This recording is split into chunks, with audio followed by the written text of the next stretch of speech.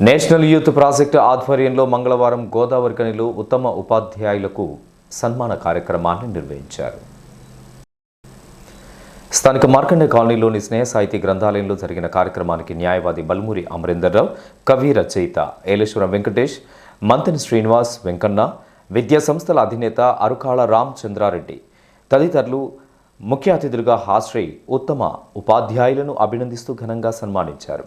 అనంతరం పలువురు మాట్లాడుతూ భవిష్యత్తు భారతాన్ని నిర్మించడంలో గురువుల బాధ్యత ముఖ్యమైందని అభిప్రాయపడ్డారు. సమాజం సంక్షోభంలో ఉన్న ప్రస్తుత తరుణంలో ఉపాధ్యాయులు కూడా క్లిష్టమైన పరిస్థితులను ఎదుర్కోవాల్సి వస్తుందని పేర్కొన్నారు. ఆర్టిఫిషియల్ ఇంటెలిజెన్స్ వస్తున్న నేపథ్యంలో ఉపాధ్యాయులు దాంతోపాటు పోటీ పడవలసినటువంటి అవసరం ఏర్పడిందని సూచించారు. వేదిక పైన ఉన్నవారు కూడా ఎంతో జ్ఞానాన్ని పొంది అంటే విద్యార్థులకు జ్ఞానం అందించడం కోసం ఉన్న జ్ఞానాన్ని పొందాల్సిన పరిస్థితిలో నేర్పాల్సిన పరిస్థితిలో నేర్చుకున్నారు. ఈ సమాజం కోసం నేను నేర్చుకున్నాను.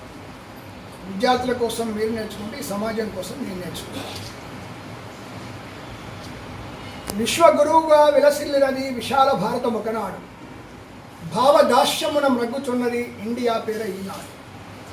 విశ్వమంతటికి జ్ఞానభిక్షను ప్రసాదించినది ఆనాడు, తన బిడ్డలలో జ్ఞానం లేమి కని విలపిస్తున్నది ఈనాడు మన తల్లి భారతమాత.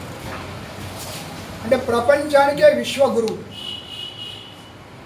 ఈ భారతదేశంలో జన్మించిన శ్రీకృష్ణుడు ప్రపంచానికి గురువు. అలాంటి ఈ భారతదేశంలో ప్రపంచంలో వివిధ దేశాలలో వంట వండడం తెలియక పచ్చి మాంసం తింటున్న రోజుల్లో పట్టిన ప్రపంచానికి జ్ఞానభిక్ష పెట్టి పుణ్యభూమిగా, కర్మభూమిగా, వేదభూమిగా, ధర్మభూమిగా ఈ ప్రపంచంలో గొప్ప కీర్తి ప్రతిష్టలు పొందింది భారతదేశం.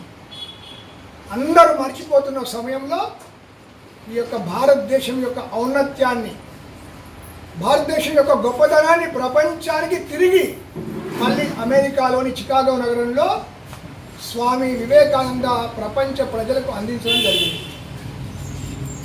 నేషనల్ యూత్ ప్రాజెక్టు బాధ్యులు యాదవరాజు అధ్యక్షతన జరిగిన ఈ కార్యక్రమంలో ఉపాధ్యాయులు అధిక సంఖ్యలో పాల్గొన్నారు.